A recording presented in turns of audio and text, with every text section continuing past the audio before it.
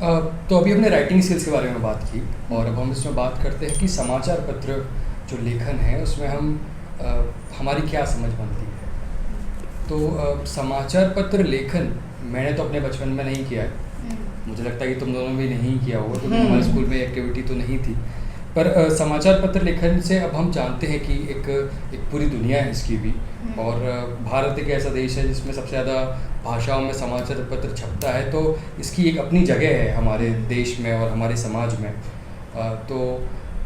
इसको हम अपने स्कूल से कैसे जोड़ते हैं, और जो हमारे स्कूल के छात्र हैं आज के,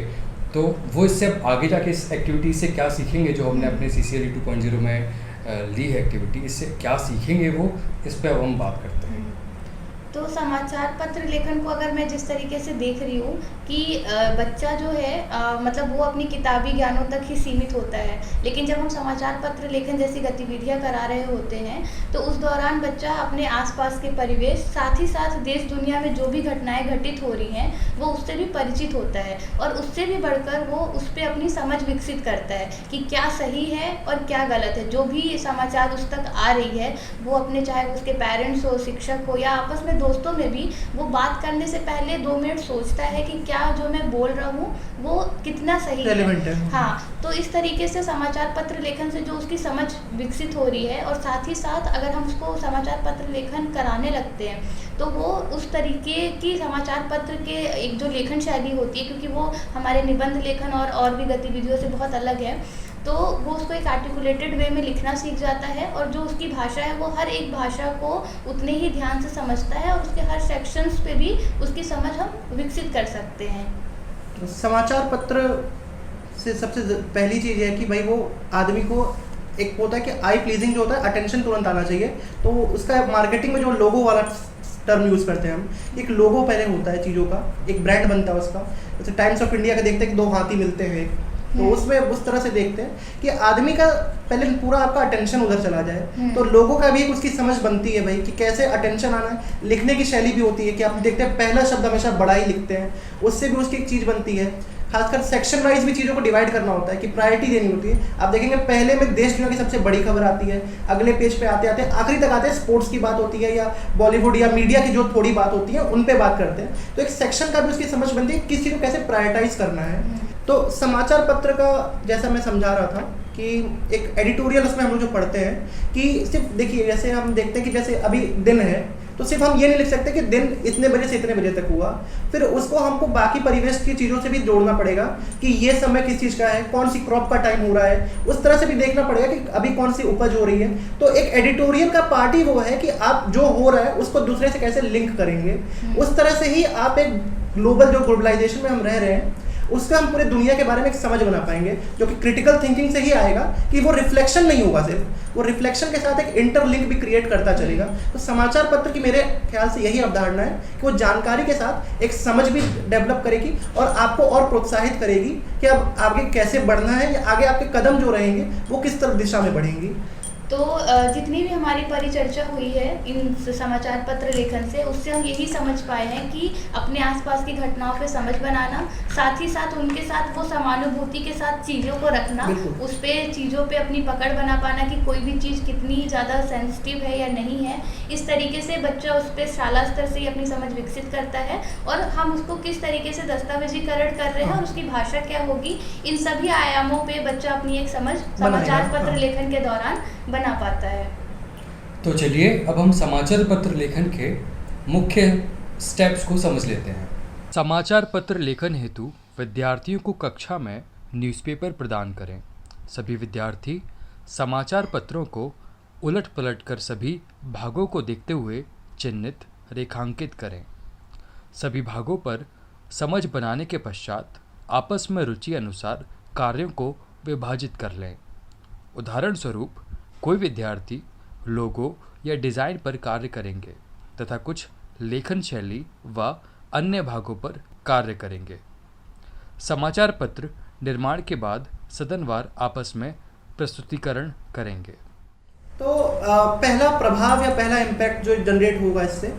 तो उसका है कि वो लोगो हम हर चीज़ का कहते हैं। टाटा का जैसे एक टी है, एक उस ब्रांड रिकग्निशन हमारी हो गई है। टाइम्स ऑफ इंडिया का जैसे हम देखते हैं न्यूज़पेपर आता है, तो एक हाथी दो ऐसे कन्वर्जेंस में रहते हैं, प्रभात खबर का एक सूर्योदय के साथ दिखाते हैं। तो आदमी की एक होती है कि उसकी पहली जो होती है कि सिर्फ उसका इमेज से ही एक उसकी समझ बन जाती है कि ये किस चीज़ से जुड़ा हुआ चीज़ है। तो आदमी को लोगों से कैसे बात करनी है, एक जो इमेज से बात जो करनी है वो एक उसकी समझ बनती है।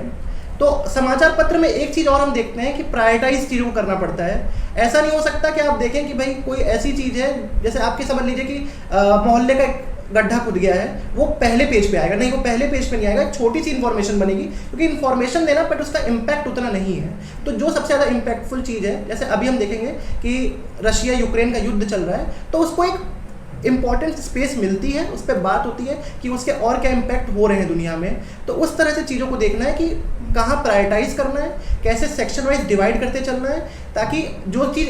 न्यूज़ सारी इंपॉर्टेंट है बट उसको प्रायोरिटाइज करना है, कोई चीज़ किसी को ओवरलैप ना कर दे, ओवरशैडो ना कर दे। तो उस तरह से हमें काम करना है। तो बच्चा ये चीज़ जरूर सीखेगा कि लोगों पे क्या ध्यान देना है, उसे प्रायोरिटाइज कैसे करना है और सेक्शन वाइज कैसे डिवाइड करना है चीज़ों को। तो ये एक पहला इम्पैक्ट मेरे हिसाब से हो सकता है। बिल्कुल सहमत हूँ इस बात से, क्योंकि मुझे बहुत अच्छी तरीके से याद है जब मैं छोटा था तो संडे को एक रंगीन अखबार आता था और उसमें बॉलीवुड का पेपर निकलता था, उसमें कहानी कविताएं भी आती थी। तो मैं सारा पेपर खोल के सिर्फ वो रंगीन पेपर निकालता था, क्योंकि वो मुझे उस पेपर में सबसे ज़्यादा आकर्षित लगता था। तो ये एक बहुत सही बात है कि हम किस तरफ आकर्षित होते हैं, वो भी एक वो हमें चीज़ बताती है।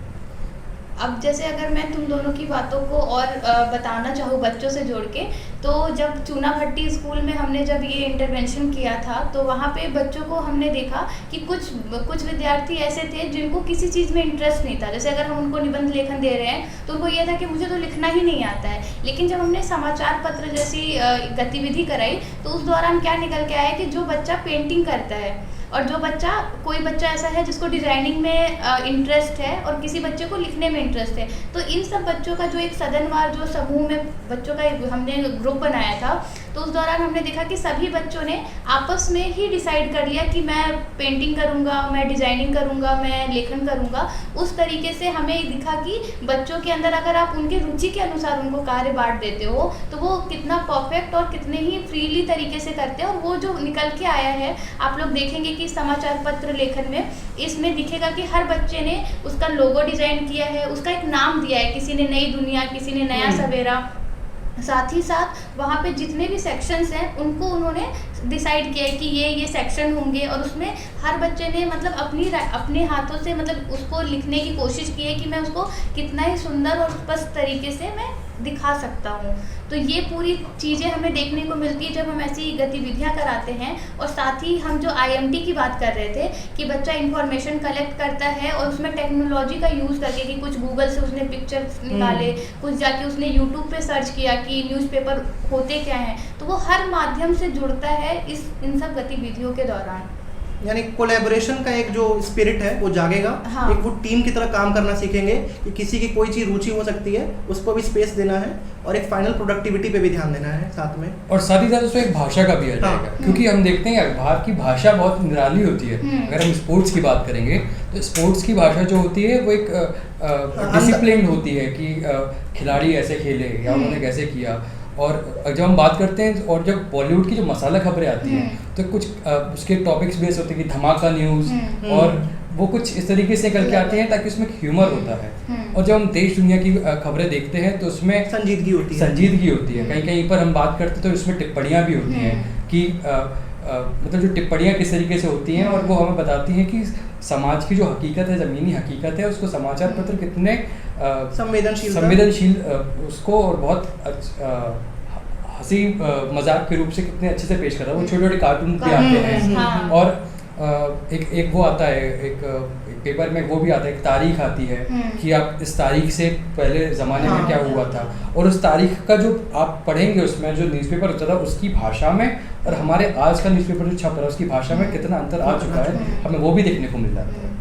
तो अगर मैं तुम दोनों की बातों को अगर समराइज करूं तो ये निकल के आता है कि अगर हम किसी भी विद्यार्थी को अगर हम समाचार पत्र लेखन सिखा रहे हैं तो बच्चे में सबसे पहला तो क्रिएटिविटी होगी, दूसरा क्रिटिकल थिंकिंग होगी और साथ ही साथ उसमें कोलैबोरेशन की भावना होगी कि किस तरीके से हम आपसी सहमति के साथ काम करें। और उसी के साथ हम देखेंगे कि वो इंफॉर्मेशन, मीडिया और टेक्नोलॉजी तीनों से जुड़ रहा होगा और साथ ही साथ वो फ्लेक्सिबल होगा और सोशल स्किल भी उसमें डेवलप होगी कि किसी भी खबर के लिए वो संवेदनशील कैसे हो रहा है। और इसी के साथ अगर हम उसके भविष्य की बात करें कि उसको भविष्य में क्या बेनिफिट होना है इस एक्टिविटी से, तो वो कंटेंट डेवलपर, एडिटर, पत्रकार, जर्नलिस्ट, ऐसी सारी चीज़ों पे वो अपनी कमांड कर सकता है जो भविष्य में उसको आय के लिए एक अच्छा स्रोत होगा और साथ ही साथ उसको एक प्रसिद्धि भी दिलाएगी।